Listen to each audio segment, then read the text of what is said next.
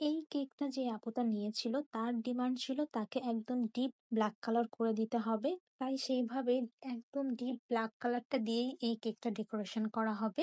আর যেকোনো কেকে যদি ডিপ কালার আনা হয় সেক্ষেত্রে কিন্তু অনেক বেশি কালার ব্যবহার করতে হয়। ডিপ কালারের থেকে সব সময় হালকা কালারের কেকগুলো কিন্তু খেতেও ভালো হয়, আর এটা স্বাস্থ্যের জন্যও ভালো। তবে অনেক সময় কিছু ক্ষেত্রে কিছু প্ল্যানিং থাকে যার কারণে হয়তোবা ডিপ কালারের কেকগুলো নেওয়া হয়। সেইরকমই এই আপুটারও ডিপ ব্ল্যাক কালারের কেক লাগবে, তাই সে একদম ডিপ ব্ল্যাক কালারটা চেয়েছিল।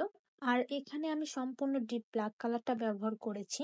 তবে এত কালার ব্যবহার করার পরেও কিন্তু কেকের স্বাদ কিন্তু টোটালি চেঞ্জ হয়নি। হালকা কালার ব্যবহার করলে যেরকম স্বাদ লাগে ঠিক সেরকম স্বাদই লেগেছে। আর এই কেকটা দুইটা কালারে হবে, এক পাশে ব্ল্যাক হবে আর এক পাশে হোয়াইট হবে। মাঝে মাঝে কেকের ডেকোরেশন করতে ভালো লাগে, আবার মাঝে মাঝে খুব বিরক্ত লাগে ডেকোরেশন করতে। বিশেষ করে যখন ক্রিমে অনেক ডিপ কালার ইউজ করা হয় তখন যখন হাতে লেগে যায়, বিভিন্ন জায়গায় লাগলে যখন সহজে উঠতে চায় না তখন খুব বিরক্ত লাগে।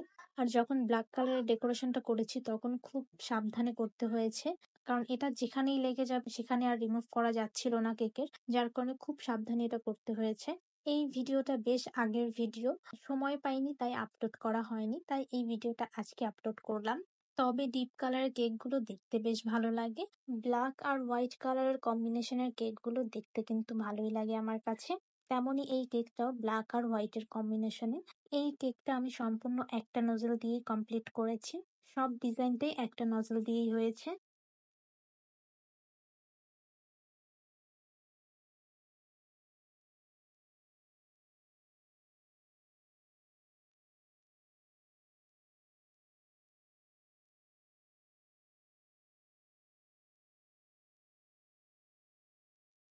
দেন কেকের উপরে লিখে নিয়েছি, আর এটা হচ্ছে কেকের ফাইনাল লুক। কেকের ডিজাইনটা কেমন লেগেছে সবাই জানাবেন। সবাই ভালো থাকবেন, সুস্থ থাকবেন। আল্লাহ হাফেজ।